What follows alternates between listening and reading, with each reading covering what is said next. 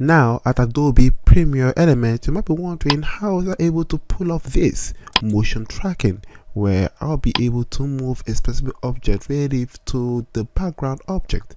In here, we're going to see the steps that are required to go from this, which is the beginning, to a moving object around a background object. So let's begin. The first step is to choose the frame that we want on this particular video that actually highlights what object is moving. In this case, this object is moving from here to here, and we can find it starting from this particular region. Now remember that this is going to be important because when you want to track the object, you want to track the full frame of the object before actually executing. If you don't do that, it won't be able to function properly coming from the motion tracker. Also, remember that you need to be able to click on the specific video frame in order for you to perform the motion tracker. Otherwise, it won't detect what particular video you're going for. So remember, click on edit, and once you click on edit, you'll be able to click on motion tracker, and that should be good. If you have this that is unclicked, if you click on motion tracker, it will give you a warning that says that, hey, to start the motion tracking tool, select this single video clip. And so once you're able to do this, you can now move to the next step, which is to perform the motion tracking. Now this is where the first point comes into play. When you select the object of your choice by first clicking on this, you are given a specific parameter that is going to be the object of focus. So once you drag this to this particular region and you adjust the parameter such that it fits the object, and you click on track object, this is what you get. We actually have this tracking object to be detected. Detecting this object means that this particular software is able to predict where this object is going to move to from the analysis. And so what we're going to do next is to add a specific speech bubble, and once you do that, we need to click, hold and drag to any specific point relative to the target object. So once you release your key, you can now type any specific text that you want in that particular bubble. So in this case, I'm going to call this moving object, and once I type that, I click OK, and it found actually where the object is going to be moving from and to.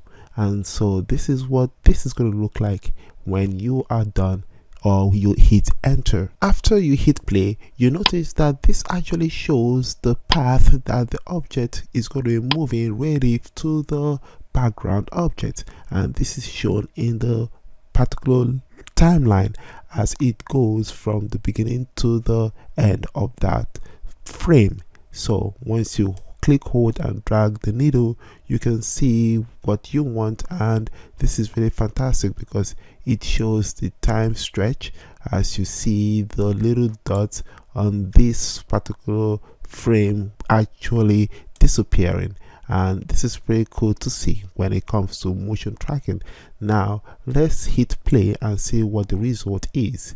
So to hit play, all we do is hit on the button, and this is how it looks like.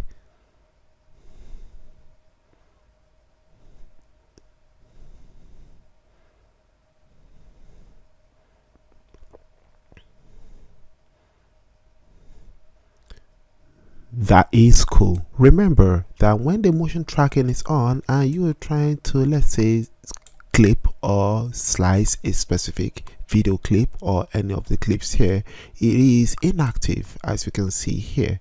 Now to overcome this, all you have to do is click on done, and once you do that, you can be able to cut any specific video or clip that you want in the time frame. As you can see here, to undo a specific motion track that is already installed in this frame as found in here, what we have to do is first just hit on delete and you're good to go. However, remember that the track is still embedded in the main frame that you actually have it in. So to overcome that, all you have to do is just hit reset, and that particular perimeter disappears. The next question is this: how are we going to be able to go from one motion tracking to a different motion tracking?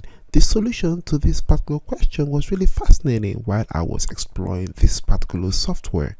Let's dive into this. Now, in here, our goal is to track the head movement, and to track the head movement, my initial goal was to, hey, first, let's do this. Let's be able to incorporate a new motion track somewhere around this region to track the head movement. And so this is where my original goal is going to be.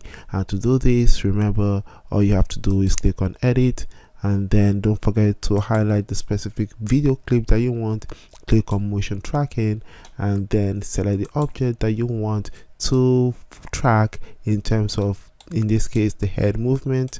And once you're done with this, what you do next is hit track object, and once you track the object, this shows the yellow background. Now when we want to add a new bubble, what we do is click, hold and drag, and we see the blue. Let's release, and we can type, for example, no. And once you click on no and you OK, and this is what we want to incorporate into the head movement.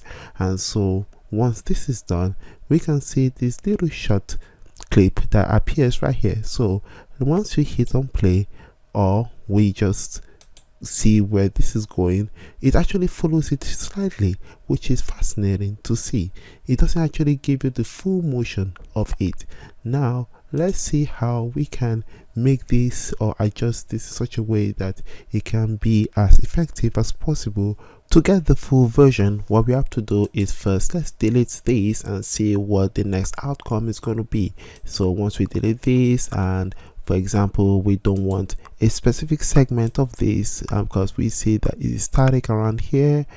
So what we just do is, let's say we just clip the part where as the head moves, this actually is static. And so when we drag it backwards, we can see that this can be an accurate one to play around with. So what we do is click on done, and then you click on slice, and you can be able to delete this and that. Now let's see what we can do in order for we to incorporate our motion track of the head. And to do that, remember that we need to click on this and then go to the edit, go to motion track, and we can see that this is already present right over here. Now to undo this, what we do is you click on reset, and once you click on reset, we can now begin again with a new motion track. Now remember that we want to have a longer take of the head movement, and to do that, let's go further back, and once you have that clipped, you can delete this portion. And when we are able to do that, we can now move to motion tracking. So going to motion tracking, remember to highlight this, click on motion tracking, and what we have now is to select the object that we want to track, and this here is the head. When we adjust it to where we want, we can now click on track object, and what we have is this right here. Now the next thing is to change this yellow background to a blue background by dragging the head bubble to the head position. And once we have that done, release, we can type the title or the content of the bubble, and we have nope. And once we have that, we click on OK, and let's see what we have. This actually shows a longer movement, which is a little bit much better than the previous one, but really inconsistent when it comes to the one that I showed you before versus the one I showed you previously and the one that I'm showing you right now.